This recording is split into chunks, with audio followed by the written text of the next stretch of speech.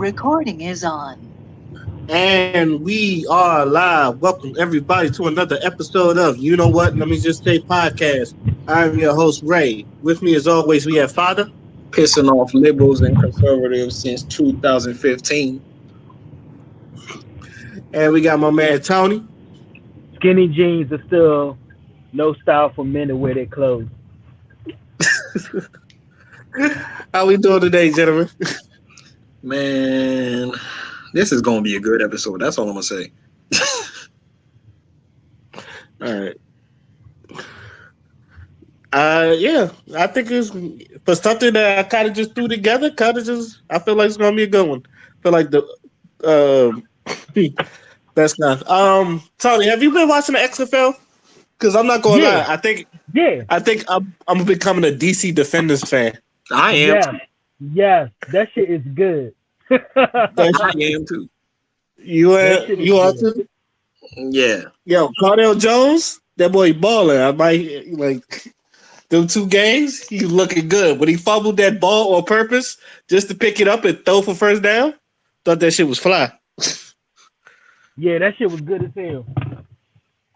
He look like a fat Donald McNabb. Yeah, my man, he got a couple nicknames. They call him 12 gauge, Fat Mahomes. I heard Fat Mahomes. That was they call him Fat Mahomes. That shit was funny. But I hope the DC Defenders win it all because they look like the best team in the league. Anyway, all right. Let's get on to the topics, gentlemen. And I hope this is probably the last time I talk about anything around this. But one of most people's favorite rappers, Lil Busey, was in the media.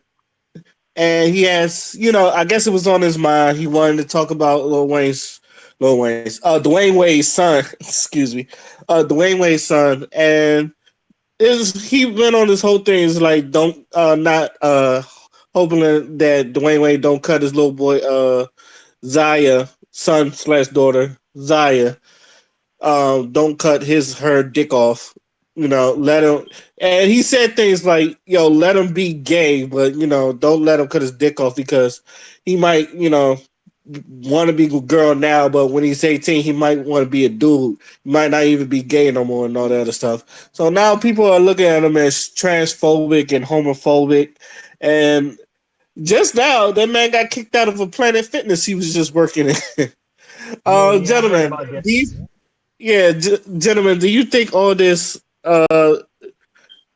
is justifiable for Busey?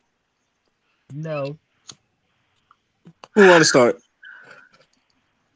I'll start. So come on, Mike. So come on, Mike. What's up, Q? What up, Q? What's up, my brothers? I heard Lil Busey and I just felt like I needed to sound like him for a second. Come on now, dog. Come on, Mike. Come on, dog. Come on, dog. Come on, dog. Don't cut his penis You know off, better man. than that, dog. Hey, don't cut his penis off, man. I laughed at it. I just want to say this before Father starts. I laughed at it. Even though I know he was truthful, but I don't know, just the way Busey talk, even though he a real nigga and he'll shoot a nigga in the second, I laughed at it. Come on, Mike. Come on, Mike. So, all right. So let's unpack this, right? Because a lot of shit's going on. I feel like, first of all, this whole conversation we're having, like the whole trans conversation, I still think it's still too hot for a lot of people. I still think a lot of people, like, there's going to be a lot of people that's just not going to be with it. Like, if you like, people will understand. Okay, if you a man, you like another man. All right, fine. Whatever you do in your bedroom is your business. Cool, whatever, right? But with the whole trans thing, now it's like from you're a boy, but you want to turn into a girl, and we look at more at like the biological function instead of like the societal, gender role when it comes to that conversation. So because of that, you're not going to convince a lot of people that you are the gender that you say you are instead of the one that you were born, or instead of the sex that you was born as. And, because of how society works, whether you are born a boy or a girl is your expectation to society. That's why the whole trans thing is still hot. Now, dealing with what Boosie said, because I listened to it twice before we got on this podcast, and I want to address a couple things. Number one, now technically, he was being transphobic when he still referred to Zaya as a male because Zaya's pronouns is now she, her, and it's a girl now. It's Dwayne Wade's daughter now. So on that technical term, he is being transphobic. However, I do think he has a great point when it comes to the age of when these kids start to come out and when these kids start to, come into their identity. I don't think Boosie was trying to say, hey, bro, what you're doing is evil. I think he was just trying to say, this girl is too young to say I'm a girl when he was biologically born a boy. So just wait until they get more comfortable with their headspace, with their identity, what they want to identify as. Then you can you know think about what's it called, the surgeries and stuff like that. But another thing is Dwayne Wade never brought up surgery. Neither did Zaya. They never brought up surgery. So why is Boosie talking about cutting his dick off? So, and I think that's another reason why people got so upset at him is because he's bringing extra shit into it that wasn't even really mentioned in the first place. But at the same time, I also got to hold the trans community and the LGBT accountable because the narrative that is pushed when it comes to trans and gay people and lesbian does have a sexual undertone. Now, I'm not saying that that's what it is, but usually when they talk about certain things, or usually when you think of the LGBT, the undertone is sex. Now, we can now whether you want to admit that or not, that's up to you. But that's just what it is. We're dealing with facts here. So on one hand, with Boosie, I do kind of agree that I do think 12 was too young for someone to say something like that. But at the same time, if it's just identity, then hey, maybe she'll grow out of it. Maybe she won't. That's not my child. That's not my place. I'm gonna leave that in the hands of the Lord. But banning Boosie from Planet Fitness just because he spoke his mind, I wouldn't necessarily go that far. You know what I'm saying? And I would probably say the same thing about someone wearing a MAGA hat going to a restaurant. Now, if that person ate at my restaurant, I still serve them. I don't think because they support Trump, I'm going to kick them out or anything, even though I heavily disagree with Trump. But I don't think that it's a good idea to, kick out somebody just because they hold certain beliefs or just because they hold, certain like even if a white supremacist went somewhere and wore a shirt that said "fuck black people," you know what I'm saying? I mean, the man still got to eat. So if you gonna walk into a restaurant and eat, they ain't got no business with me. But when he walk outside, it might be a different story. So with all this being said, and just I do think the conversation is still a bit too hot for a lot of people to wrap their heads around. And the trans community and the LGBT community is actually trying to foster narratives that support their safety and trying to educate people on what it is. I just still think that this topic is too hot. I think a lot of people just are not with it, regardless of whether you're going to explain it or not. And at this point in time, you know, with everyone looking at this with a lens that's involved, that might be further reason for other people to push a certain narrative that, oh, homophobic this, transphobic that, oh, you can't say that about him, you can't say that about her. And at this point, where are we going to go from here? Because if we do accept this shit, if everyone accepts and is cool with the whole trans shit, then you know like then where is the line going to be drawn after gender? Because are we going to do race now? Are we going to do age now? Where is the line going to be drawn? I'm not saying that's where it's ending up, but that's going to be a lot of people's position. That's going to be a lot of people's narrative. So if you really want this to happen, one door going to open, a whole bunch of doors going to open. So let's be careful and let's keep the narratives where they at. And the whole thing with Boosie, I don't agree with him getting kicked out of Planet Fitness, but I do think he has a point when he says this child is a bit too young to be thinking about stuff like that. That's just me, though. Come on, Mike. Anybody else want to go?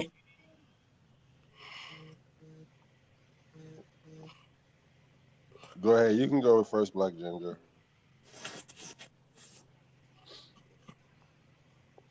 I'll go. I'll go.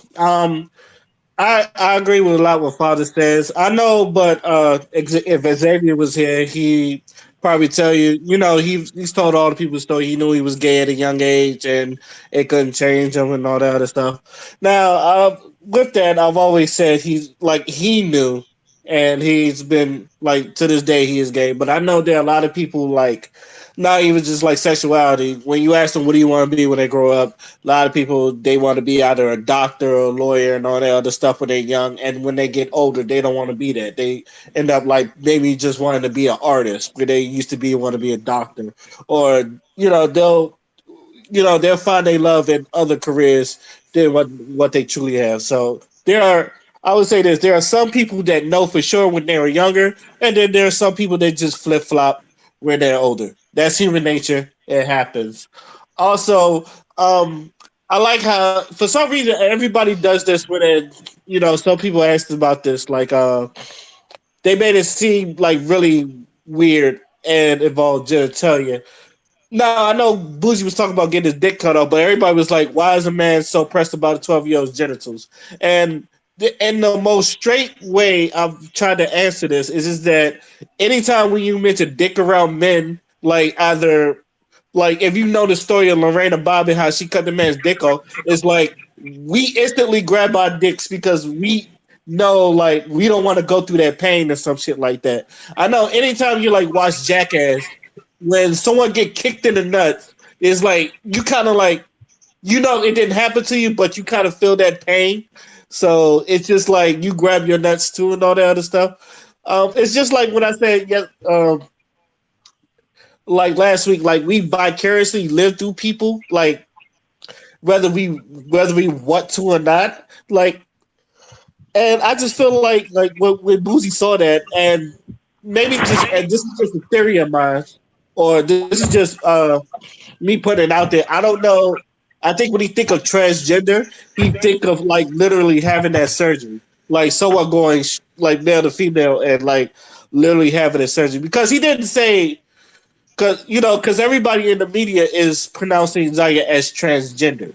Now I understand you don't have to have the surgery to be called transgendered because but for most people I feel like when you see transgendered or back then they called it transsexual, uh most of the people who's had the surgery they went from male to female, and that's what they're thinking. I don't and I don't know. Did Charlie? I think Charlie Theron like had a 4-year-old that was they called it. It was a boy African that like now was a girl, and I don't know if they had the surgery or not. Does Yeah, anybody I know know. about that? Yeah, I know what you're talking about. It was Okay, 'cause Charlize Theron, I think, is South African, and she adopted a black kid, or whatever. did that kid have the surgery? I don't think so. I'm gonna look it up, but I doubt it. Because a lot of people was like, and I'm not sure this either. Is like who would perform surgery is someone at the young. I said, this I'm pretty sure there's a doctor that would do it if they believe in their whole hormonal thing and doing it before the age, because I know women that get breast implants before they're 18. I've seen people do it. um but as far as this whole thing, it's just like I try not to talk about this as much because it's like it's his son, but it seems like his son is getting pushed in his media. Now I'm hearing things. I'm not saying this is a happening. I'm hearing that he's going to get a documentary. He's been on his media press. I've heard more about Dwayne Wade's youngest, or I've heard more about Zaya than I've heard about his or her older brother that's teaming with LeBron and all that other stuff. And I feel like his story is more interesting because he's following to well, at least to me, because he's following his path of his father to the NBA, and I feel like that story is more interesting, but it seems like everybody, or at least the media, is pushing Zaya more than the other two kids and all that other stuff. But that's mostly what I got to say about that. Anybody else have any opinions on it? Oh yeah, just to confirm, they did not have the surgery yet, and the only reason why Charlize Theron is doing that is because at 3 years old, Jackson, that's the child's name, identified herself as a girl, so she just went with it ever since. Okay, because At I know three there years was old. big talks about like them having surgery at that age, or like doing hormone pills to make them feel more like a girl or some shit like that. I think all of that stuff. I could be wrong, but I think reassignment on anybody under 18 and the homo pill thing may be illegal. I could be wrong, but that's something I saw. I saw people say it, but I ain't seen no article, so I don't know for sure. Anybody else want to talk about it? Anybody Um, any opinions on it? my only thing that I really find disturbing is people calling the way gay for it, which doesn't make sense at all. He's down low and probably gay, and yeah, that's just the dumbest thing I heard. He's gay. He must be gay, I agree with and that. and people don't understand that gender identity and sexuality is different, which is understandable. Um, but people don't want to educate themselves because they just don't care enough. Some people. That's all I got. Uh, Me personally, I just don't like all the attention this story is getting. He's a 12-year-old child, and I don't think all of this publicity that this child is getting based off of a decision that she or he made. Um, I don't think it's. I just that's the only thing I don't like about it. I don't like how it was announced like you know like it was a national holiday or something like that. I didn't like how it just received all this attention, and it's just causing a lot of confusion and friction between people because a lot of people don't know how to feel about it. They don't want to be rude and disrespectful towards Dwayne Wade. They don't want to. They don't want him to feel like him supporting his child is a problem. But then again, it's like some people are just like morally correct when it comes to how they feel about it. They just feel like at a certain age is more suitable if you're older to make those type of decisions than a 12-year old. So that's the only thing I have about it. I just don't like the attention, and it just causes a lot of problems within the whole situation. I think they should have just left it as simple as possible. But hey, it's 2020. You know what, Q? I understand, but I think the only reason why, like the way I'm talking about it, when you start showing up with a daughter, eventually people gonna start asking questions. I think they just probably want to get it out there quickly. Maybe that's the only thing I got Yeah. on that.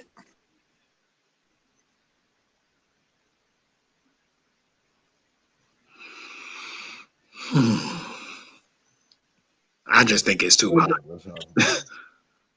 I was about to say, does anybody else have anything to say before we move on to our next topic? No, next topic. All right. Let me make sure. Let me make sure I got it. I wanted to talk about what Ninja said and like this tweet that just come up, and wanted to get your opinions on it. He tweeted earlier, or at least 2 days ago. A lot of people like base their opinions on him. The phrase "is just a game" is such a weak mindset. Are you okay with what happened, losing a professional? of a craft. When you stop getting angry after losing, you've lost twice. There's always something to learn and always room for improvement. Never settle. Like now, people are like really side eyeing a tweet of what he mean. I wanted to get y'all's opinions on what he was talking about. Well, what in his line when you make 500,000 a month, I can understand that mindset. But what people are really upset is what he said in a video and when he called people horrible and stupid for saying it, and that's the problem. Like that mindset is true when money and stuff is on the line or you just competitive. But the way he raged in that video about it is really got people. I'm not about to throw a $60 controller at my $100 close to $1,000 TV because I'm mad at a game. There's levels to it. Now, when you do have a goal in mind, it's good to have that never settle mentality. But everybody's not coming here to be the next big streamer like Ninja. Some people just want to come home and play the game for fun, and that's it.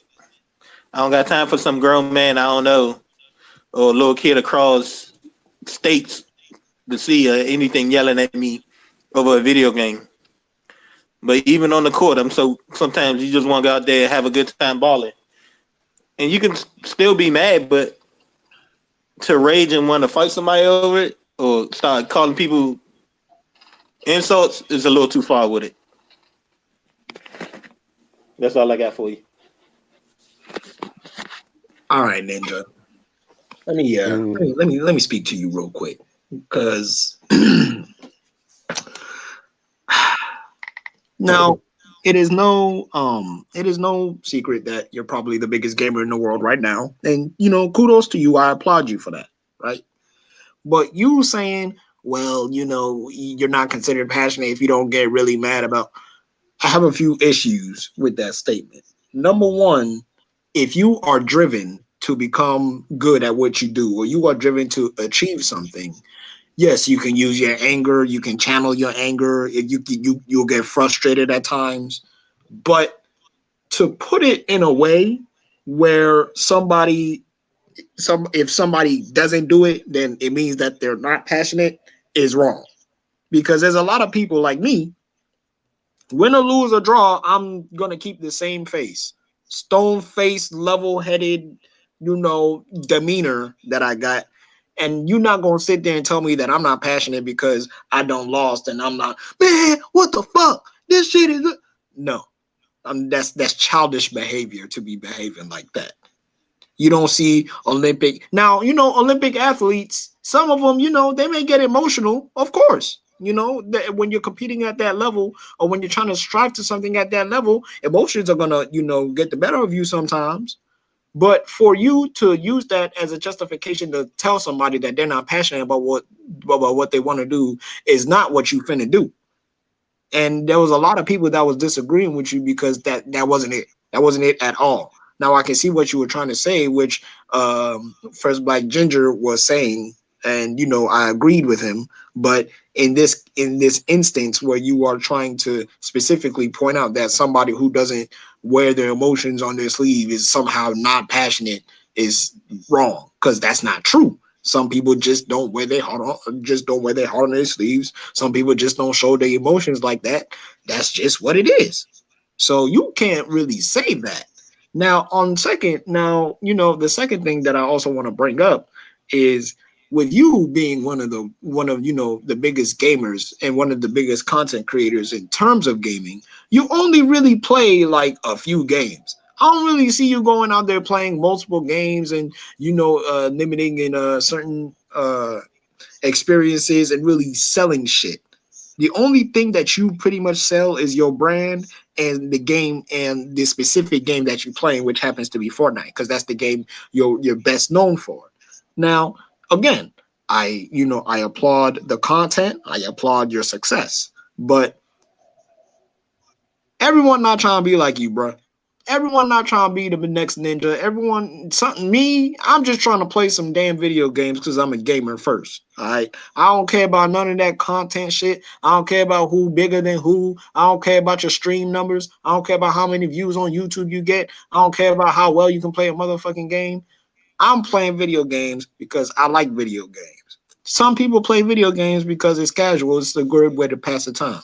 Some people play video games because they're competitive. Some people play video games because they just want to chill with their friends.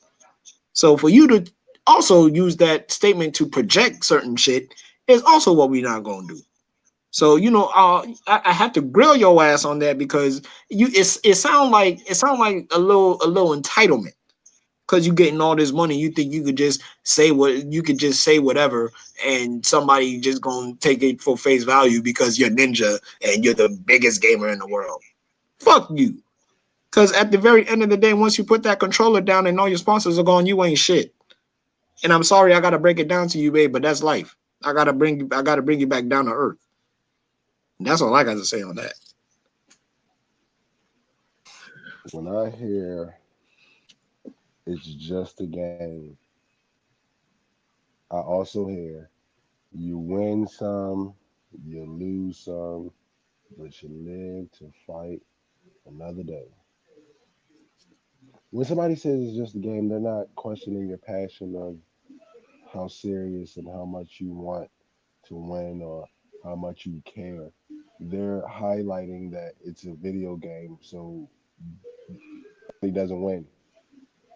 Everybody, you get a second chance. It's not life. Life, you don't get too many second chances.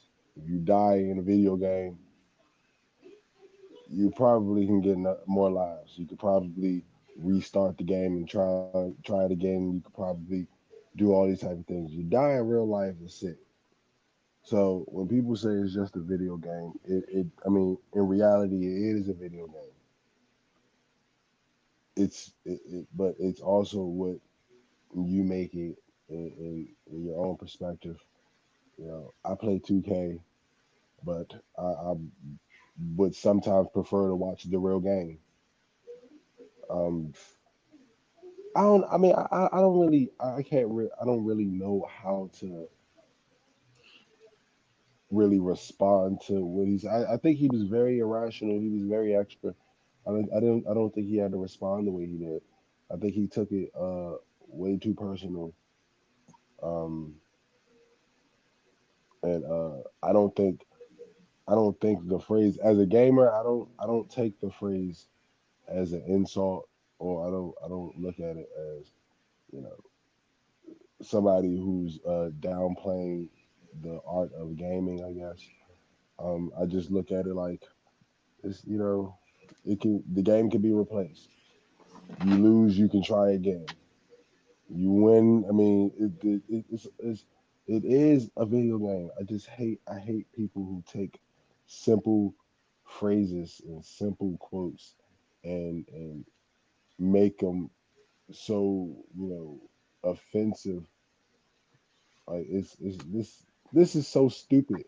It's so dumb that he's even getting offended by this phrase.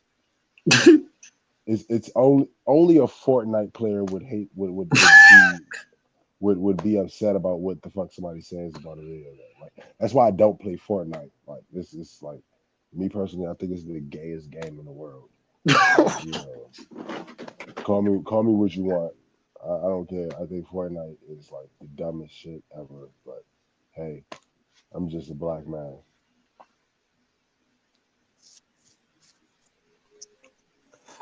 I had to learn from a long time because I will admit, anybody knows me, I can be very competitive when I want to be. But even then, I had to learn like to calm it down. Especially, there was this one time when I was in the Navy and I was playing Third Strike, and this girl, she just walked by, she see me playing, she said, "Can I play?" And I let her play, and then I beat her like she was Daigo and Evo. So and Anybody know Thursday? That's like my favorite game of all time. I'm really really good at that. So I like beat the brakes off her where she like didn't touch me at all, and then the girl put the controller down and went on about her day, and she had such a sad face. And I was like, damn, I really probably shouldn't have beat her like she was Daigo and shit. So by the time, by then I had said maybe I should dial it back because you should know I should make the game fun for people. That's why, like, usually when my school was there, anytime where like we'll play 2K with Q, and I'm like throwing out nicknames and I'm just like yelling obscenities and shit. Like when I used to like bury him with Del Curry, and I just like throw threes on him, and he would pick Kobe, and I would just yell "coke and white bitches" all the time just to make it fun, and everybody would have fun around. You know, it's like you wanna like sometimes like you need to not be competitive all the time. Just try to like the game is there for people to have fun. Like you gotta keep that in memory. Now, even in competition, like I've been in a couple tournaments. Father's been in a couple tournaments. When you're in, and like even then, we've had sessions like where we like took each other seriously. Like even then, like we never really got angry. I've never broken a controller. I've never thrown at a TV and all that other shit. Shit's expensive. You got to replace that. I'm not replacing a motherfucking controller and all that other stuff. But um, even then, at the end of the day, I have fun, and the other person have fun, and the people around us also have fun. So I think this is what like Twitch is there. So it's how you make playing video games an enjoyable experience for everybody. Now, you got Ninja, you have your loyal fans and all that other stuff, but I understand not everybody's like you. There's people like Maximilian that, he's good, but he also tries to make, watching him play video games interesting. And there's other people like that just like trying to make people interesting. Like a lot of people sometimes don't even want to be competitive all the time. They just want to know like what the game is like and how is it good or not and all that other stuff. I feel like you got to be that guy. So if you're trying to be serious all the time, then I feel like that I've noticed if you're serious all the time, you throw people off. But if you're really playful or if you're really someone that people enjoy to watch, then people will come. You'll attract more people that way. So even my competitiveness, I didn't agree with it. I kind of looked at it like, what the hell he's talking about. So, Ninja, yeah, I'm gonna have to pass on this dog. Yeah, it's just like I mean, I play competitive games all the time. I play Madden, 2K, Mortal Kombat, Tekken, whatever 1v1 game you could think of. That I mean, it's on a daily basis. I mean, so it's not like there isn't a competition within the video game. It's just the fact that we all understand, like, hey, there's room to get better everywhere. You know, I'm not trying to be the greatest person in the game because then there's no reason for me to play the game. No reason for me to play if I go 855-0. Like then I'm gonna put the controller down because then I realize can't nobody beat me in the fucking game. So then the game is no fun no more. Like it's just like what the fuck? Fuck is you like why get mad? It just don't make sense.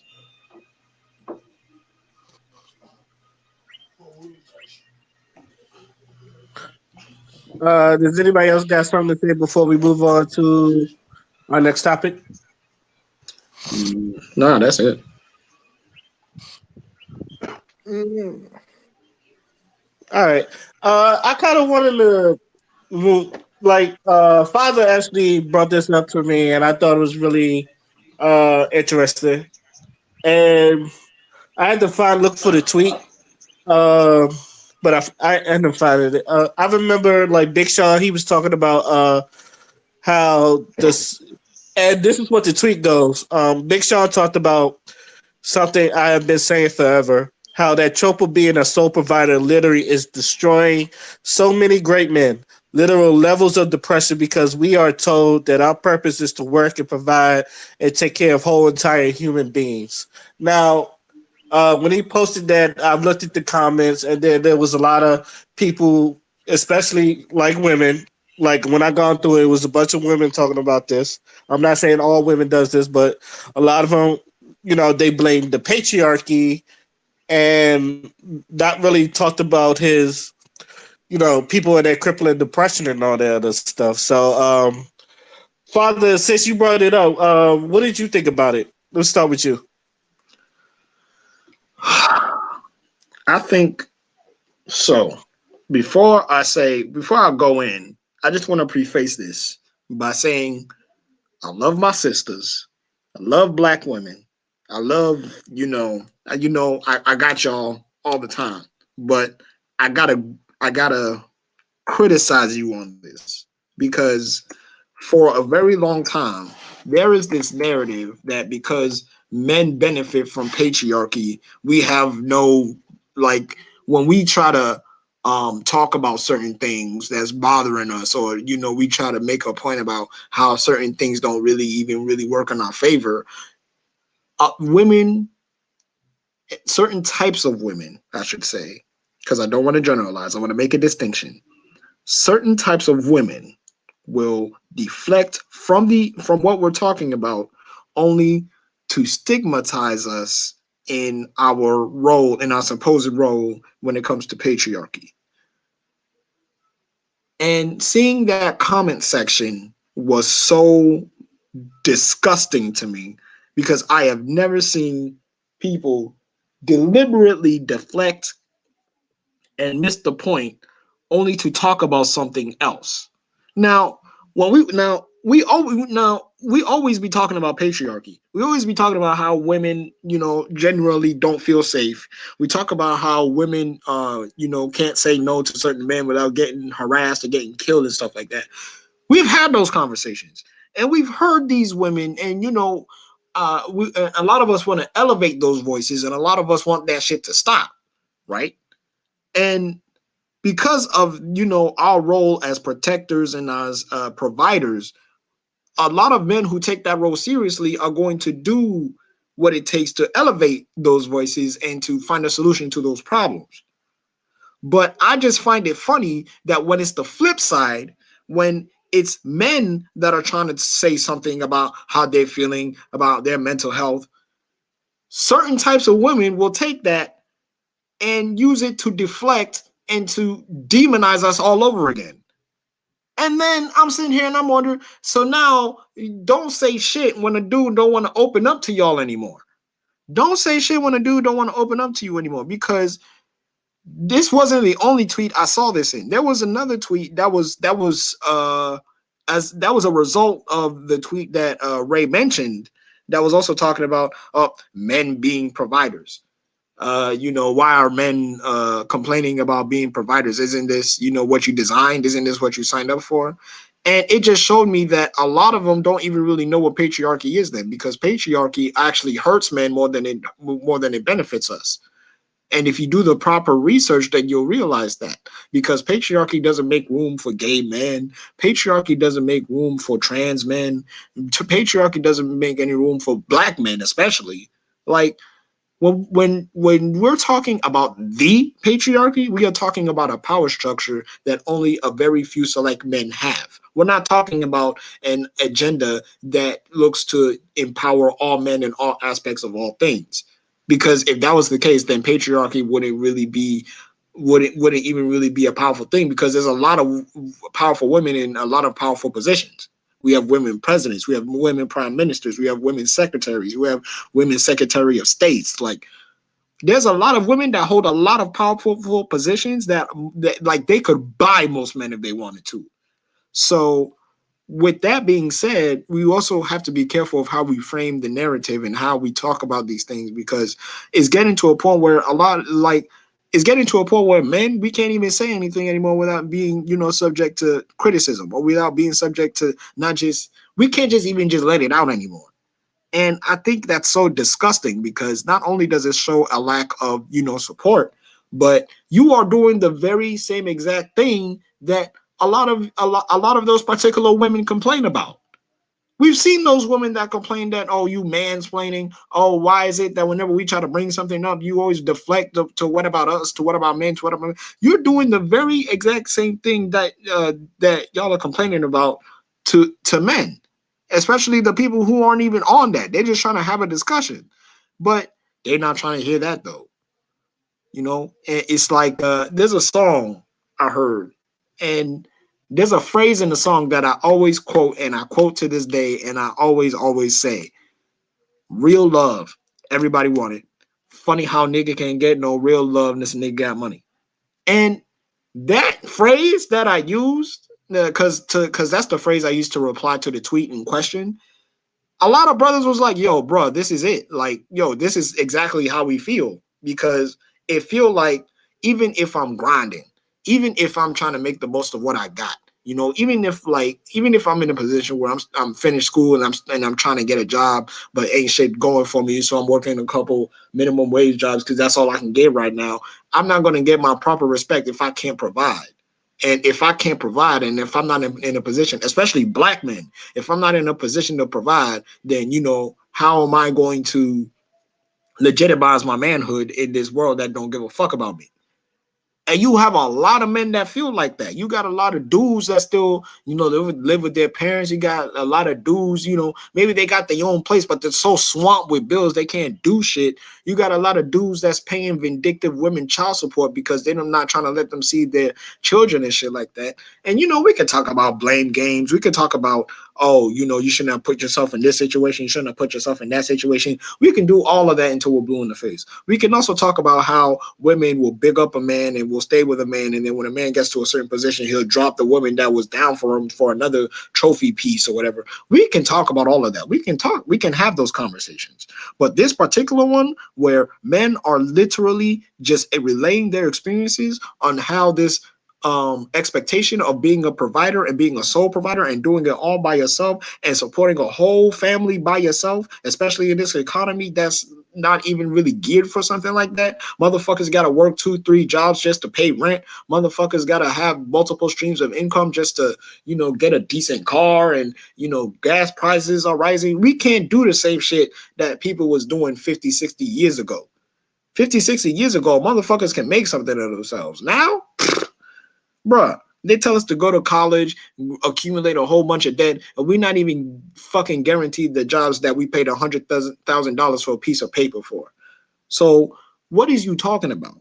And also this conversation was centered towards men. So for those particular type of women to come in and say that type of shit, it really bothered me. It really rubbed me the wrong way because like you're not even hearing us speak at that point. You just wanna go ahead with what you're saying. You just want to go ahead with your narrative and then silence us. But when y'all do it, then y'all got a problem. It was disgusting for me to see. And I hope that when we do have these discussions, we really call them out for it, because that shit right there, nothing's gonna get fixed if you have that type of attitude. It's crazy. I never see men who actually are sole providers complain about these things. Well, that's because men tend to suffer in silence. You'll never know that we are suffering. We never know that we're suffering because we're quiet about it. Because if we do talk about it, this is the result. You're gonna have a whole bunch of people talking about, "Oh man, just stuck it up, just suck it up. Oh, you're a man. Oh, patriarchy, patriarchy." It's not even about that. I can't even. These are about my feelings. This is about how I'm feeling. But hey, I'm gonna stay silent anyway, because if I do, at least the bills getting paid, right? Fuck my feelings. It's fucking disgusting.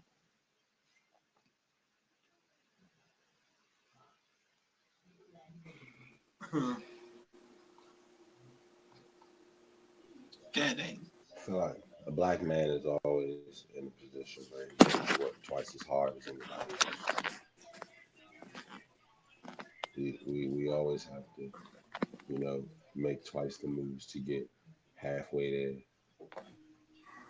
because not only do you have white people, you have the white man against us, you have the white woman against us, now we have the black woman against us, and it makes it twice as hard to even be considered a success in this society, because there's so much pressure on us. And, we don't we as a black man we don't get too many passes for anything. Um, we don't get too many get out of jail free cards. Uh, so we're targeted by everybody. Makes it a lot harder, and it's just sad that our own kind, the black woman, just I love it. They just stupid. I don't understand it half the time. It never makes sense to me. But at the end of the day, we just gotta adjust, understand that like I said, we gotta work twice as hard. You know, and it's just it's rare that we find you know our equal because we're looked we're frowned upon by everyone except our own kind. Which is the black man who's trying to do something for himself. We're frowned upon, again, black men who don't want to do something for themselves. It's not even just black women. It's other black men who don't want to see it, who don't want to see a black man succeed. You know, it's just hard. So for women to, really put this, burden over a black man's head that he has to do so much to get nothing and still get criticized for not having nothing after he worked his ass off to get barely anything. It's not fair. It's not fair that So that's how I feel about it. I just think like you bastards already make it hard for us. Don't make it hard for us and then talk shit about us when we work hard and barely can't get what people expect us to get because we don't have the opportunities that everybody else has. So yeah.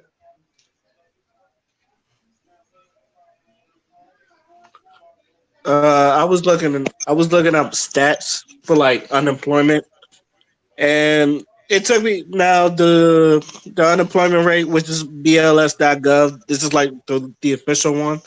So as of May 2019, because they've always that's how they always like update their shit. It's always like a year before or something like that. Um, the unemployment rate for black men, or at least for black people in general, is like 6.2, where everyone else is like 4.2. Other races like in the 4.2 or the 3.8. Right now, 10 years ago, it was about as high as 16.8 or 17%.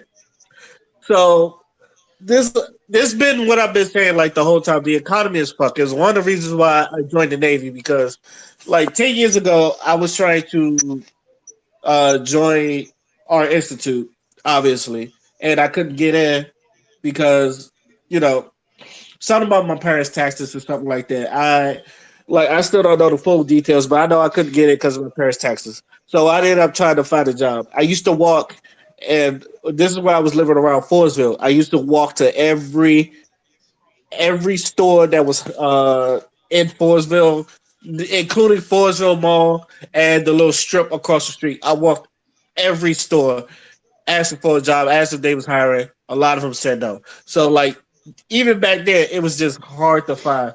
One of the reasons why I joined the Navy because it was just like they try to they sell us the American dream. If you work hard, and pay your bills and all that other stuff, you get rewarded and all that other stuff. But I've seen people even back then talk about taking our Social Security.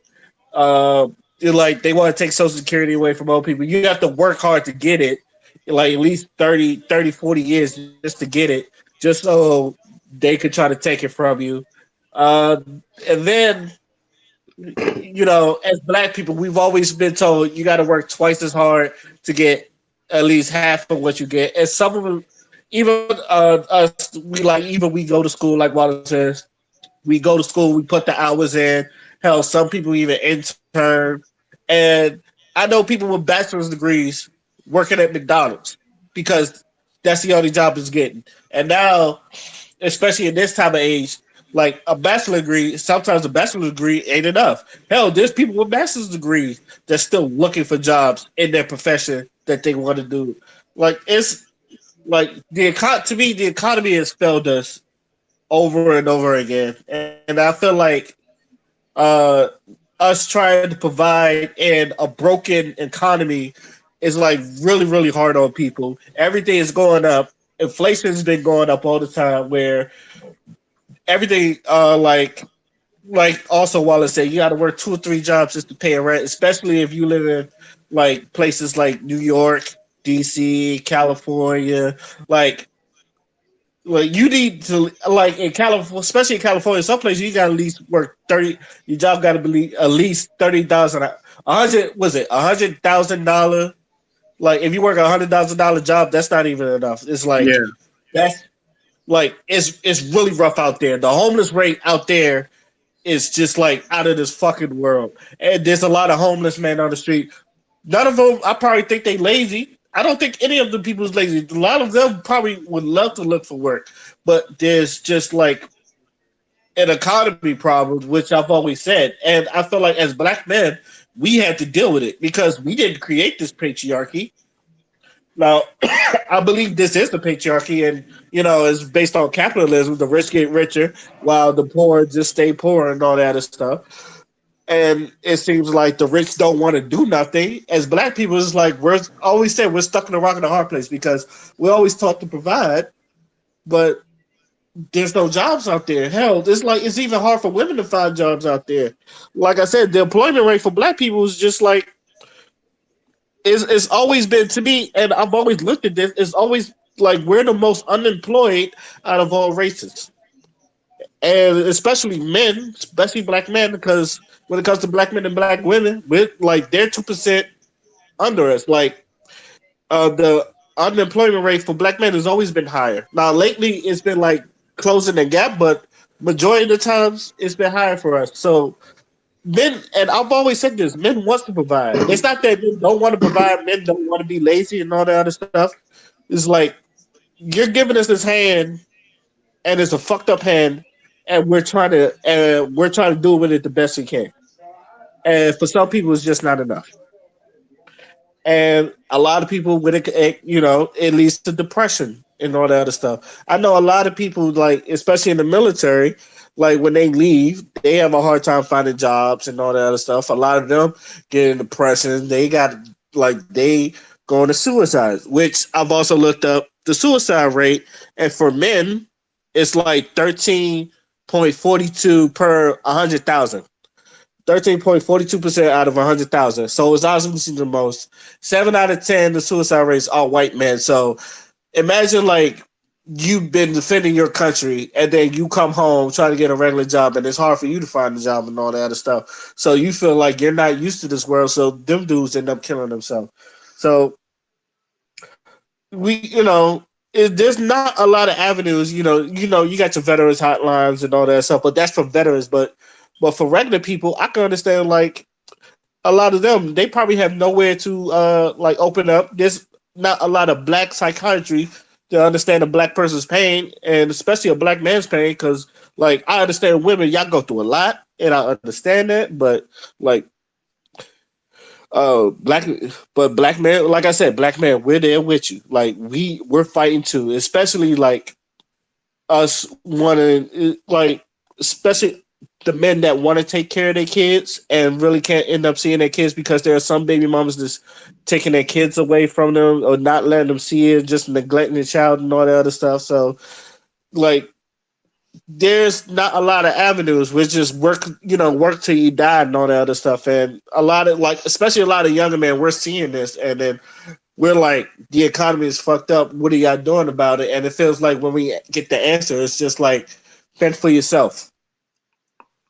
Fend for yourself. It's like no one has the answer, so it's just like do what you got to do. And so for some people, that's not enough because I feel like in maybe 5 to 10 more years, we're going to be replaced by robots now. And then like people that are good with working their hands, and then there's jobs that involves you working with your hands, those going to be like null and void, not a place. We're going to be replaced by robots that can do the jobs twice as fast and all that other shit. So now it's going to be more people. I feel like there's going to be more people that's going to be out of the job and all that stuff, unless we do something to fix it. But I feel like no one's going to do something to fix it. So it it it kind of wonders like what are they going to do? So that's all I really got to say about that. Anyone else want to have something to say about it?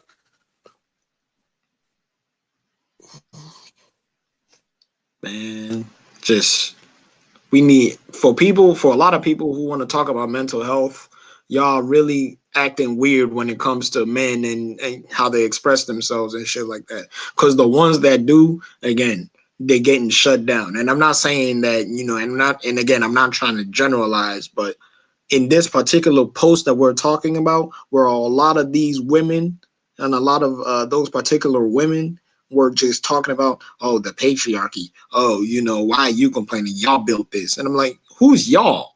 Ain't nobody was born in this world talking about, I'm going to create a system in which I'm just going to be the sole provider and everyone is going to have to bow down to me because I'm going to take away all the fucking positions and I'm going to leave it a select few for a select few people. Ain't no regular dude ever thought of that shit. We just want to have an avenue to provide and, just get rewarded for and just get the reward that we're working for. Ain't that's nothing. But when you perpetuate that type of narrative, that just makes it seem like, oh, men are just out there just complaining because, they can't do it as well as they thought they could. When that's not even really the issue. The issue is that there's a lot of men that are fucking depressed as shit because they're not provided the opportunity or to provide for the people that they love. Why can't they express that? Why is it always gotta be some ulterior motive every time we want to talk about some shit? Y'all love talking about, oh, we need to prioritize mental health, but when a dude want to say something, you chastise him and then you demonize him. What kind of fucking shit is that? That's fucking disgusting.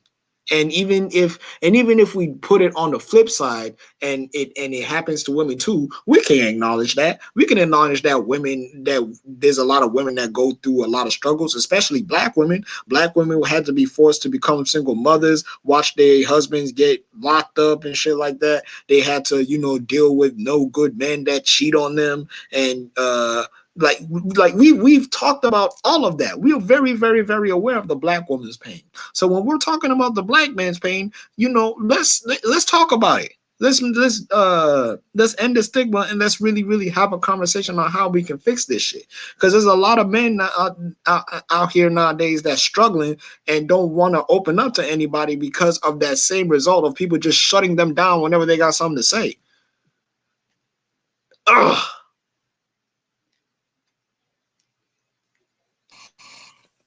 Anybody else got something to say before we move on to our next topic?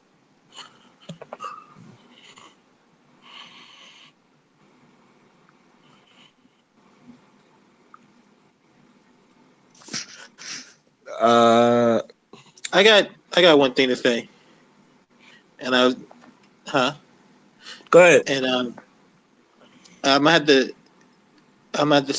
to disagree with something Q said a little bit, but I get where you're coming from.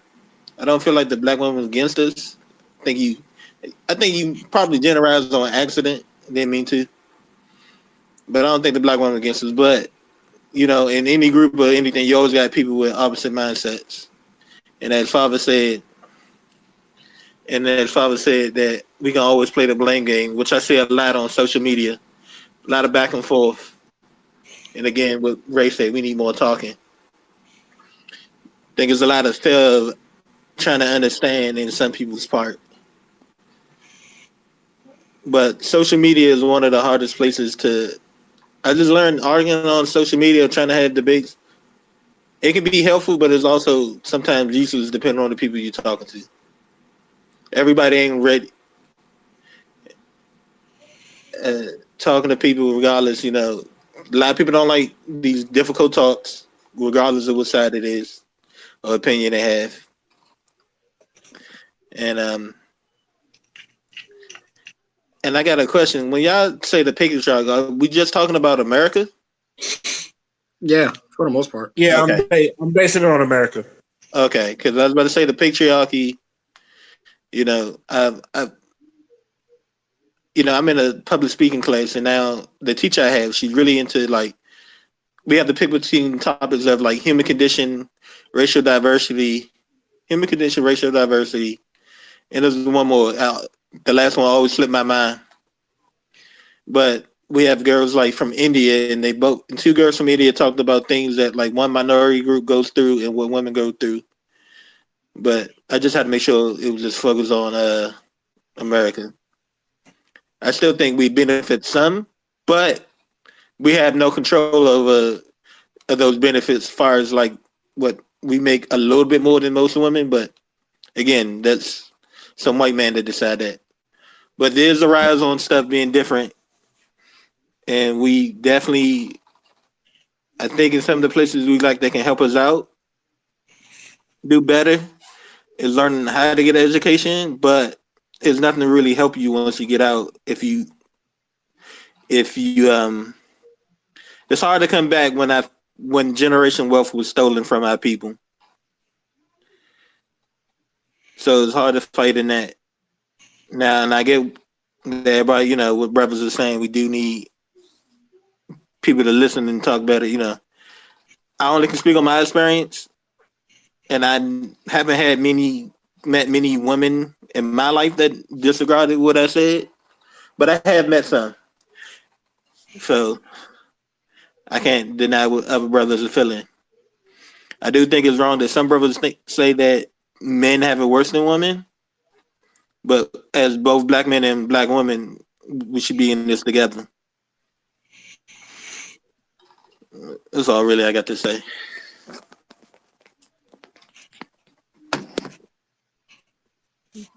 Uh, that actually leads us to my next question because I used to not be on Twitter much. I'm on Twitter more now than I've ever was in, like, let's say 2 or 3 years ago, and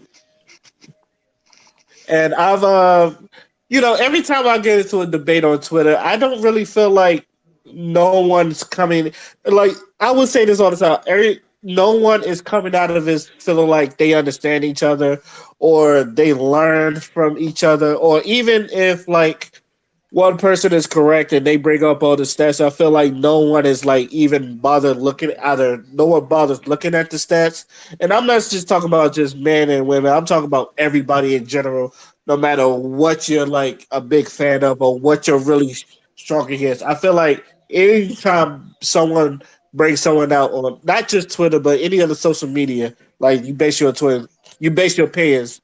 No one I feel like is understanding each other. So I want to ask y'all this: do y'all think social media, when it comes to like topics like these, does it help or hurt your argument? Whew. Okay. Okay. Um, I'm gonna say hurt, but it doesn't have to be hurt.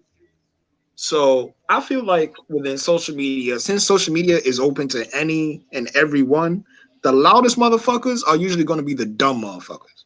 So when we're having conversations, when we're trying to have like deep intellectual, like, discussions about certain things, you always gonna have loud, dumbass motherfuckers that have these type of experiences and either over projects, over generalize, or just be miss or just deflect. And with those type of narratives and things like that, we have to have a way to kind of like screen who's really saying something and what we take to heart, because a lot of people take to heart what a dumb motherfucker says and then uses that as an argument or uses that as a point of reference. And I'm like, no, that's wrong. You shouldn't be doing that. Also, there's a lot of people that are too biased. That's another really huge thing about social media and having discussions. You'll have discussions with relatively smart people. You'll have discussions with people that know what they're talking about, but they lean so far to one side that in order for them to see your argument, you're either a bigot or you're some type of phobic, or like you don't know what you're talking about, and the insults start coming in, and we're just like, whoa, well, what the fuck? Because I see that all the damn time with liberals and conservatives, with LGBT and other people who ain't really on that, with more traditional types of people. So it's like you said, instead of trying to find a common ground, we're so busy trying to say, "Oh, I'm a one up you." No, I'm a one up you. No, I'm a one up you. And it's just like the real people who needs to have the real conversations don't even really get their voices heard because most people just want to be on one side or the other when it should be having an objective, like viewpoint to discuss on. Because when you have that objective viewpoint, we're not just attacking each other anymore. You are educating me about something, and I'm educating you about something. Uh, I remember a very very long time ago that it was Khalid Muhammad, and he was having a civil ass discussion with a member of the Jewish community. I think he was like a scholar or whatever, and they were having a debate on whether on who the real Jews were, and like it was a debate, but you can clearly see that both of them had a respect for each other because they were actually honestly trying to hear viewpoints. Of course, Dr. Khalid Muhammad whooped his ass, but that's because he's Khalid Muhammad. But shout out to that brother. Rest in peace, our great ancestor. But to that point, back then, like when they were having discussions, it was face to face. You couldn't bullshit me, and I couldn't bullshit you. We both had to bring the facts. We both had to bring our figures. We both had to, you know, uh, have a common ground to discuss things in. Otherwise, somebody would have gotten hurt. And I just feel like with social media, everybody wants smoke, but ain't nobody trying to pull up to be about it. So when you have those type of people trying to have discussions, it don't really go nowhere because most people fucking insulting each other. Most people just, oh, yo, you're this, you're that. I can't believe you would say this. I can't believe you would say that. Ray, you and I had plenty of conversation with people. We know for a fact what they're talking about. Okay, you have this narrative, but we're not disagreeing with you. But also, you're being too fucking biased, and this position that you carry is not going to help you in the long run. So here are some facts and figures to prove why your narrative shouldn't be your narrative.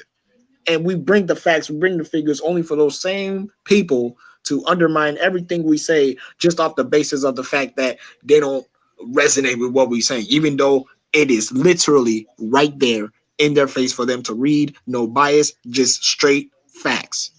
So it's like even with facts, even with truth, most people are going to want to deal with like opinionated, super biased rhetoric than deal with the fucking truth.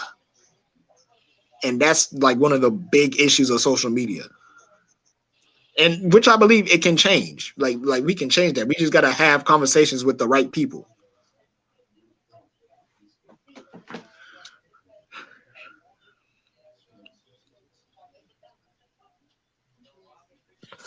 I would say one positive thing that the social media has done. It made me start my documentary somewhat. It was called Black People, Black Community, Where Are We Going? And I was speaking to like the people of my peers and got in their answers what they thought about the black community and all that other stuff, the positive, the negative, what we need to learn from each other and all that other stuff. It's on my YouTube channel. You know, I'll probably leave the link in the description box when I like upload this. I I remember like why I started it, and it wasn't like for no school project.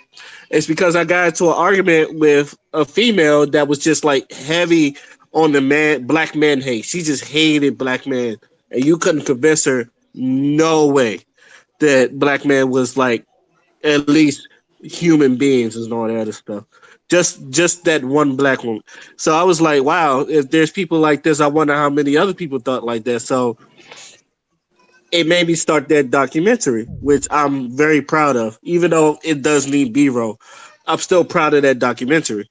Um, I've always, but when it comes to like anything else, it was like I felt like where even when people know they're wrong, they still want to argue with you, and for some reason they'll like die on that hill where there's like nothing less to stand on, even if they falling off the hill, they'll just like argue with you to the death of it. It's just I've seen it.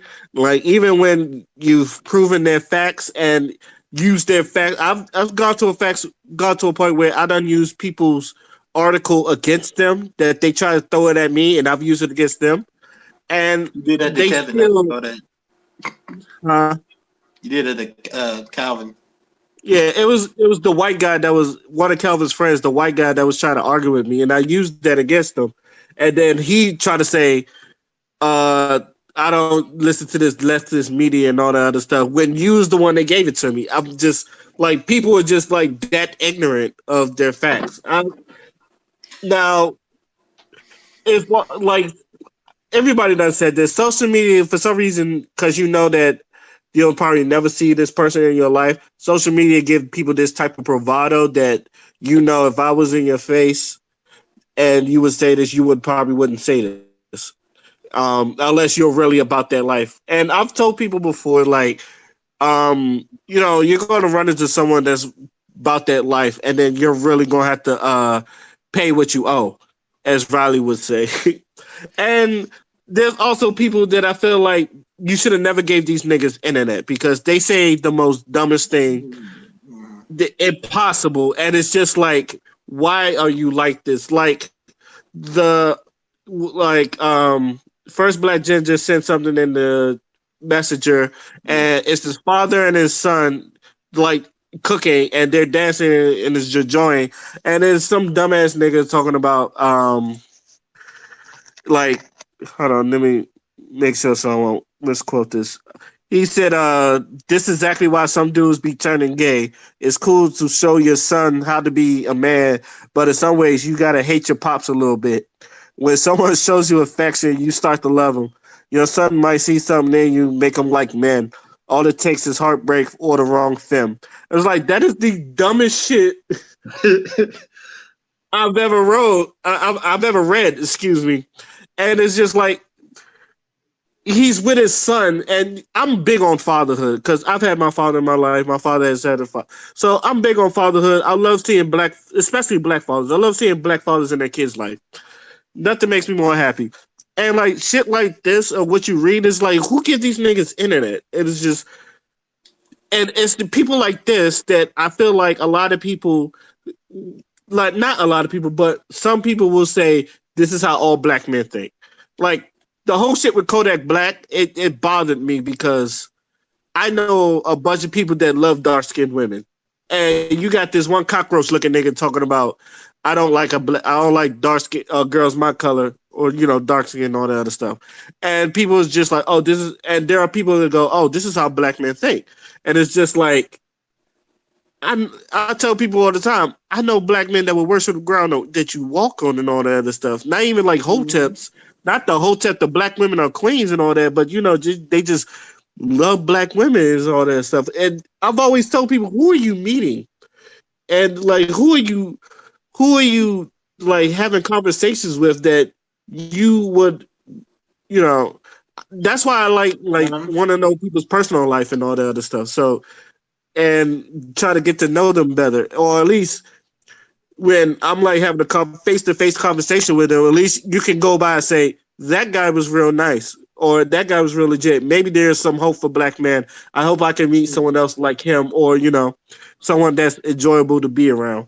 So like social media, I feel like everybody has this facade, but I feel like this is why I said we need to have a union or a meeting where we see each other face to face and have these conversations. Because I feel like even when I've seen on YouTube that people have these talks about the black community, a lot of them, they always go wrong, and then like someone's arguing with someone, and then you get the name calling, someone calls someone a bitch, and then it's just like, well, this fucking shit is ruined and all that other shit. So that's why I've always said, like, we need to be like face to face with each other. Because No way the to be Million wrong. Man, one thing about the Million Man March is a bunch of black men together.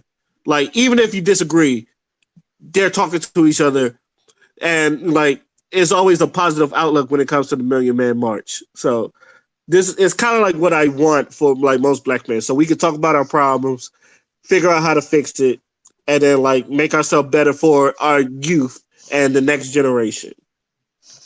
And that's all I gotta say about that.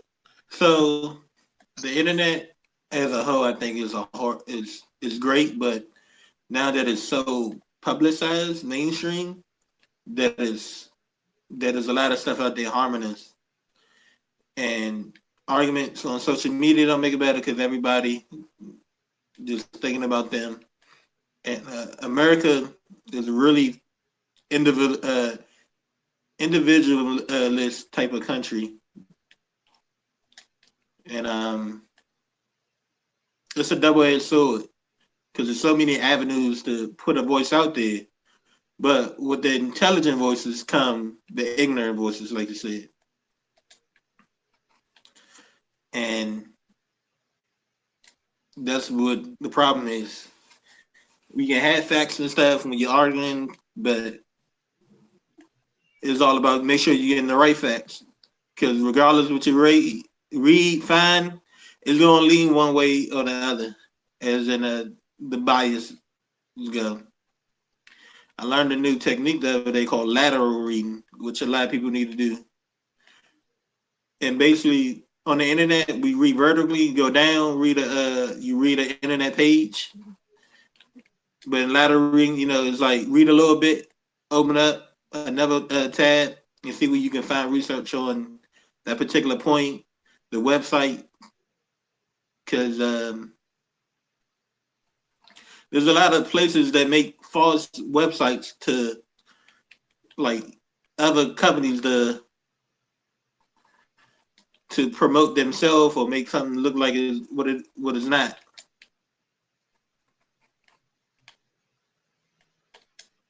But I do my best not to argue with people on social media no more because it's just like they don't care, they aren't listening,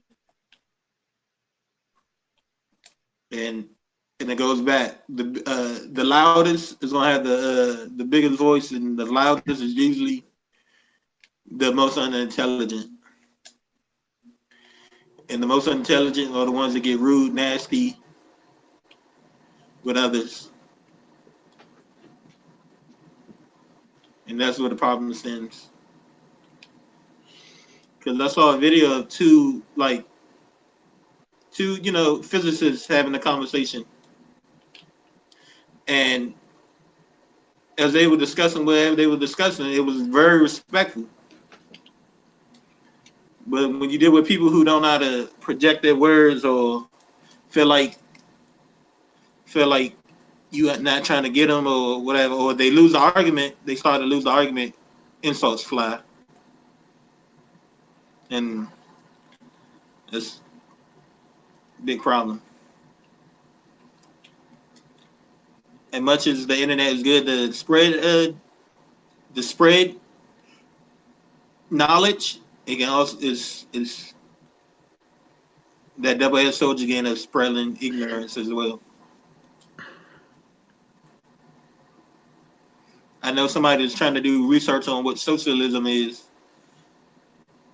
and now she don't want to vote for Bernie because of what somebody explained socialism to be to her. And they basically explained it that the government control everything, people don't get nothing. And it's just a bunch of wrong information. Or twisted information.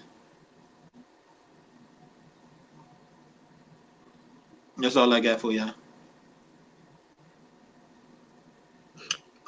Real quick, the only thing that I just kind of want to also put out there is that, like, with social media, it's good to have discussions. It's good to have debates. Sometimes, even if it gets heated, it's still good because it shows that both people are passionate. But I think that what we kind of need to start doing is to really foster a like environment where if someone is literally being too dense or someone is using insults or someone is literally just not getting the point, there should be a collective effort to at least acknowledge that this person is not worthy of being spoken to, and we should either remove them from the discussion or just not engage with them at that point in time whatsoever. I think that would be important to also bring up.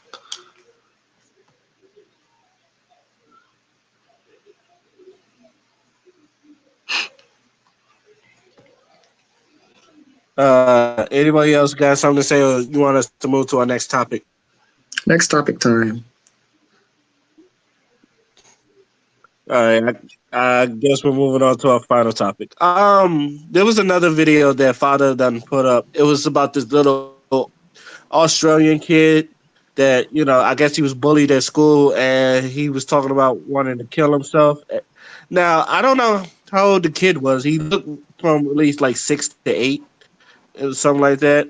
Oh, she said he was second grade, right? It was a second grade kid. I believe so.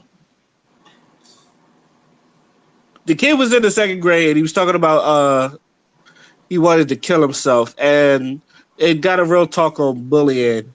Now, I'm very old school when it comes to bullying. I know it doesn't work for everybody. Now, everybody has different ways for bullying. I always been old school. I wanted y'all opinion on how have y'all dealt with bullying? Um, Um, Go ahead. de- depending on the grade we talking about, it was nothing. Then eventually I got tired of it. I remember one dude that used to mess with me from sixth to ninth grade. In ninth grade, there's something. We was in the lunchroom, and I had enough. And I told his ass, "You say something or touch me one more again, I'm gonna beat you up and down this fucking cafeteria like your mama, like I'm your mama." And off of that alone, he ain't say nothing to me ever again. So So I had a long, hard battle with bullying. Man, I used to catch it from black kids, especially growing up in the DMV. Once they heard that I was West African, that was it. I was getting all the jokes. I was getting all, and you know what? It hurt. It really did, and it really messed with me. But as I got older, and as I got more confidence within myself, I realized that sometimes, like, bullying, while it is evil and while it is, like, something that should be addressed by adults and children alike, bullying unintentionally built my character because it gave me tough skin, and I got to a point where I wasn't the victim anymore. I was someone that I can put my feet on the ground and assert myself more, because if you want something to not be done to you anymore, you need to learn how to assert yourself and not take shit from anybody. And I bullying believe in in itself isn't something that's necessarily this isn't the something. playboy or something. Eventually. Yeah, it's not necessarily something that kids do. It's something So, adults do no, I'm all just the saying time. for me on my thing, but So, um, what we need to do is, what I I did know was capping spaces I anymore. That's all.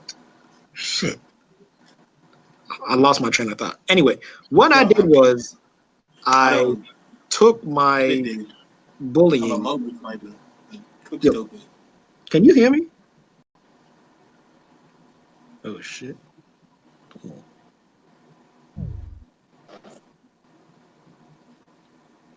You good? Someone's been wrong with this shit. Just wait for the. Hello? You good? Yeah, yeah. That was weird. Anyway, Yeah. Go um, ahead.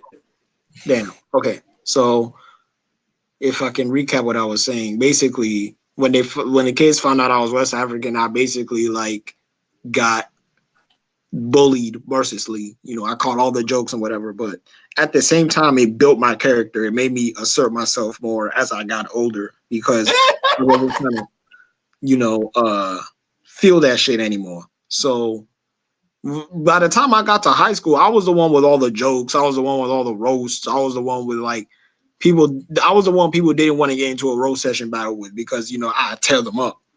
So unintentionally, it built my character, but I understand that it doesn't. That doesn't really happen for a lot of people, and I wasn't, and not to disrespect anybody, but like me, not like I wasn't gay, I wasn't like I wasn't any of those things that would have somebody really, really, really be teased for. You know what I'm saying? To the point where it's like, oh shit, because it's not just you being you; it's just your very being is rejected by society, and those motherfuckers is gonna like chew you up and spit you out. So I acknowledge that, but I understand that everyone goes through bullying in different ways, and not a lot of people are built to be bullied. But that just goes to show you how different people are going to have their walk in life, whether they're going to be built for it or whether they need a little bit more protection as time goes on. Because not everybody can be Billy Badass. Mm.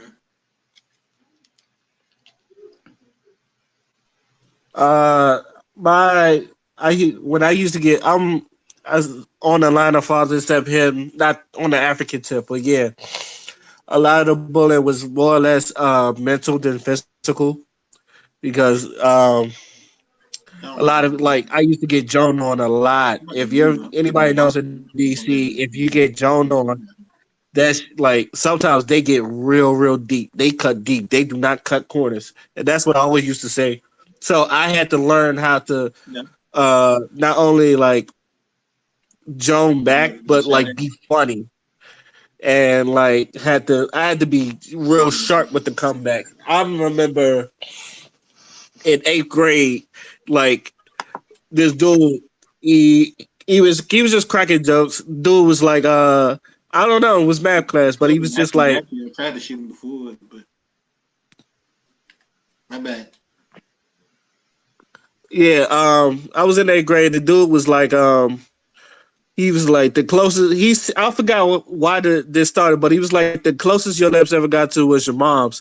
And I remember everybody was like, "Ooh," and then like immediately I was like, the closest your lips ever got to was a Big Mac because he was a big boy, and that like the whole classroom just roared in laughter and all that other stuff. So it was one of those highlight moments where I was like, yeah, all right, like I've gone to a place where like I got the gift of gab and all that other stuff, and I like there's been times where like now I know there are times where I've like I don't want to say I pick on people, but I crack jokes on people around me, but it's never in a bullying term, and it's never in like a mean manner. But when I do see people like try to like crack jokes in a mean manner, I like crack on them. But I've also told the people that was getting joked on, it's like, bruh, I'm not gonna be here all the time. You gotta learn how to stand on your own 2 feet. Like I feel like this is one of the things where I used to tell people all the time, like these niggas is gonna try you. I've learned this as a young dude. I learned this as an older man, someone in the Navy. It don't matter who you are. There's someone that's going to try you, and that you gonna have to fight back. And once you fight back, it shows that them that you ain't nothing to fuck with, like physically or mentally. So you got to be sharp on all ends. Like You know what? that kid that was good. Now I was about to just add to your thing. Like when I was doing self-defense classes, they always talk about predators always go after people that don't fight back, and that's why some of them they start with when it comes to predators, they start with they either trying to disarm women or their target. They either have to find a way to disarm them, or if they can't find a way to disarm them, or they show them a little resistance. They go find something else, somebody who can't defend back. So yeah, just to add to what you were saying. Yeah, that's usually my answer when people was like, my kids are being bullied. What should I do? And this is why I say I'm always old school. I said, taking them self defense classes, make them learn how to. Because I don't know what type of bullying, but usually I immediately go to physical. Even though I've been bullied mentally, I usually go to physical. I feel like they probably just like putting a hurting on this boy or something like that. And I used to tell people like go to self defense classes or like you gotta like teach them how to fight. I don't say man up, even though I'm an advocate of telling people not telling people to man up, but showing people how to man up. It's like if someone is like bullying you or something like that, you may like teach them like at least teach them self defense or learn a few moves so where people want to try you, you got something to counteract them. They won't fuck with you no more. So that's why I've always said I don't have a problem with people telling you to man up, but Damn on nigga. they got to show you or at least show them something like I remember when I was like in my Navy days, I used there was this Filipino dude, like 5'4", but that boy, when I tell you that boy can whip somebody's ass, and that boy was just like the skilled martial artist, is like you did not want to fuck with him. Like he was a bad motherfucking Filipino nigga, and that nigga like he threw a knee. It didn't hit me, but it was so close to my face, and a jumping knee that like I froze, and I thought I was gonna get knocked the fuck out. That shit, like I said, yo, this little motherfucker is a goon. So like, but he taught me some, moves that he learned from his country, and there was a bunch of other people who's just like they're not the tallest dude, but they're like 5'4" and all that stuff. There was one dude, his name is Lawrence, and he was really good at Muay Thai, and he told me like he like broke people's jaws and elbows and all that other stuff. Cause and like he was teaching me like Muay Thai moves, and even though I wasn't a punk, but people just like they just want to show you these self defense moves that like they learn or what you can do in the fight and all that other stuff. Like I was around a bunch of Navy SEAL candidates, so of course a lot of them was like some badass motherfuckers. We was a badass division, so it's like I feel like a lot of that. I feel like if anybody was like a punk or I don't want to say punk, but softer or like they don't know how to defend themselves. It's like if you would have put that young boy in this room with a bunch of people that knows a bunch of self defense moves, that boy would have had his confidence build up. He can learn some moves and maybe like learn how to defend himself on his own. So that's me, like how I always felt like you could solve bullying. Show him, let him learn something, and then hopefully he can use that in his real life situation.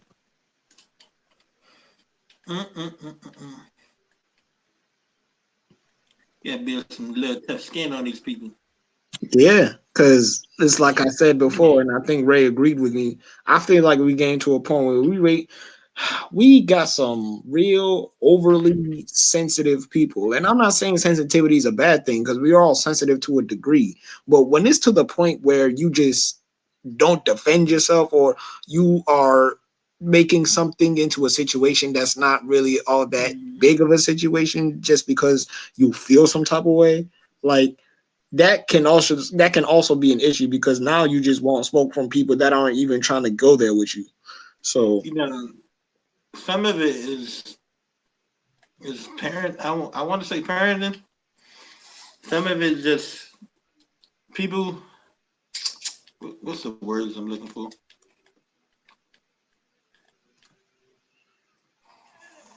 I just realized, like being a prime military too, is people want things delivered, certain things delivered in a certain way, and that's what they've been catered to growing up. So they get something, even if it's not necessarily like bullying, they take it offensively. I understand that, but at the same time, I like I don't want it to get to a point where like someone is bullying another person and the only thing the person says, when they go low we go high, or when somebody says, oh, break sticks and stones may break my bones, which we all know is bullshit because words will cut deep than a motherfucker. There's a reason why it says the pen is mightier than the sword, because Like, and there's a Bible verse that even says the tongue is powerful. So words are very powerful.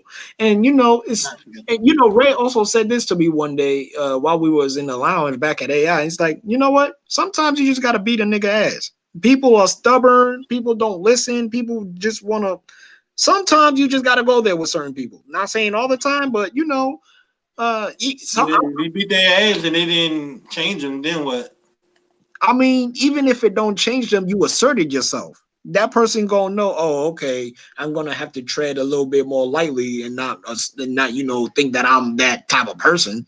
Because if you, I mean, okay, let's say that. Let's do say, you fight that person and they still picking on you. Well, now they know what to expect the next time you try to bring it up again. So if we gonna fight again, we gonna fight again, and we probably gonna keep fighting until you either leave me alone or we both end up in the hospital. It's your choice, because I'm not just gonna sit there and take it. Okay. Just asking. Just want to know. Yeah, I was about to say that we gonna be some fighting motherfuckers. But they at least know that you ain't taking their shit no more. Cause usually, like with most bullies, I know, like after you punch them in the mouth, they don't react no more. It's like, oh shit. It's like you told the well, you didn't have to punch him, but you threatened his life enough to where he hasn't talked to you ever since. So, anybody else got anything to say before we get to our final thoughts? Let's stop You know, Randy. the you was bullying? reminding me of somebody. My own story reminded me of something in the lounge with a certain rude ass kid. For some reason, I noticed how he talked to people in the lounge. He was a bully towards certain people. Ed was gonna kill that boy. I had to stop that. I wasn't there for that one. But it was another one. He was just in the lounge cussing up a storm, really fucking annoying. And I was about to spaz, but Tyrell and Brandon spazzed before I did. And I just noticed how his tune changed. But that dude rude to everybody. I'm surprised he got any friends if he does. I told him you have a wonderful talent of having everybody hate you. He still doesn't understand what I mean by that, but I was like, bro, this is about as blatant as I can. It's like, you're not liked. I think you know this. You're very not liked. I think people tolerate you, but you're very, very not liked. I thought he had a problem so I see him punching the wall with video games. But anyway, that's a different story. Yeah, that boy got a lot of angers. He's calmed down last time I seen him, but he's still. You can tell he still has that ass on him. But yeah, there are plenty of ways. Like I said, mine's is old school, so I don't know if it will work for everybody. But I know I don't want to say it's the most. I don't want to say it's most effective. But if it works for you, then go ahead. If talking it out, because I'm also an advocate of talking it out before he even gets to fisticuffs. If you want to talk it out with the bully, go ahead. Finding out where his, because I know a lot of the bully in self-defense. We talked about de-escalation. I said in self-defense, we talked about de-escalation before even trying to get there. The goal of self-defense is knowing the skill and hoping not to use it. So there's other things you learn to try to disarm it before you have to put somebody in a chokehold or punch their teeth in. So you learn two skills at once, hopefully. Just to add to what you're saying. Right. So whatever your way is to solve the bullying, do what's best for you. We're gonna go to our final thoughts, and we're gonna start with First Black Ginger. Mind your damn business again. That's all I got for you. Father. Go ahead. Let's say I need people to want to do some research and learn things before you just go out there and speak sometimes. Like, understand the other side. And every argument or debate is not needing to have just prove a point. Have a discussion. Learn how to have a discussion. Be open to other people's opinion. And mind your damn business sometimes. Most of the time. Every time. I'm done. This time for sure. Okay, Father. Real love. Everybody want it. Funny how nigga can't get no real love and this nigga got money. That's all I got to say.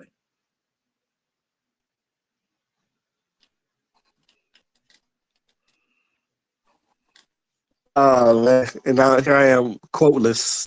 Uh, it's black, it's white. Like that. Yeah. Well, yeah. Respect is those saying respect is a two-way street.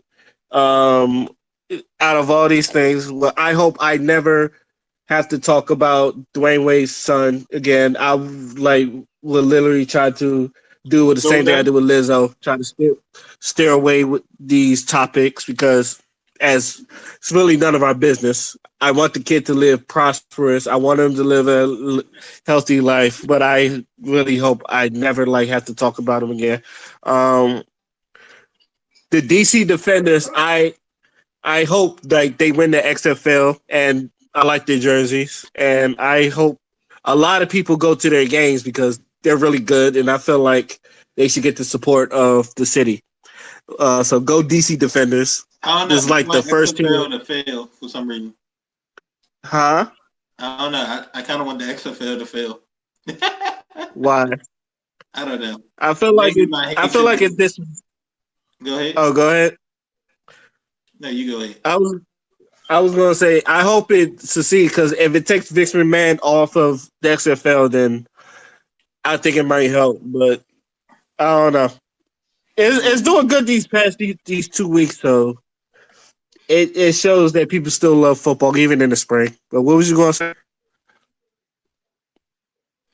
I don't know. Maybe because it's gimmick football a little bit, but I don't know if those rules were real. Like 2 forward passes on one play and something else. I think there are going to be things that the NFL going to take, like that kickoff return. I feel like since like a lot of people agree that that's probably the best way to solve a kickoff return. And I haven't watched the game yet, so how is the kickoff return? They line up like 5 yards from each other, and they have to kick. They have to kick it to the returner, and once the returner has the ball, then everybody moves. It's really safe. It's not like where the old school was. You're kicking it, and everybody's running at full speed, and the guy's just sitting there as a bunch of dudes just running to him, and he has to find the opening lot. Because, a lot of people, most of their injuries used to come from, and the paralysis come from the kickoff returns.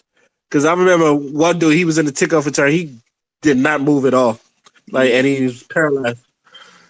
So I believe, and so they was trying to there was one time they thought about taking kickoffs outside the NFL and just starting at the 20, but I think the XFL don't solve their problem. So there are things they could take.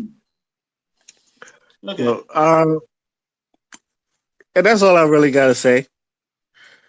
I would like to thank our panel for another good quality episode. I would like to thank the listeners listening, hear us talk our shit again. Till then, this is let me just say podcast, and we are signing out. Peace. Hey, Ray, stay on. Just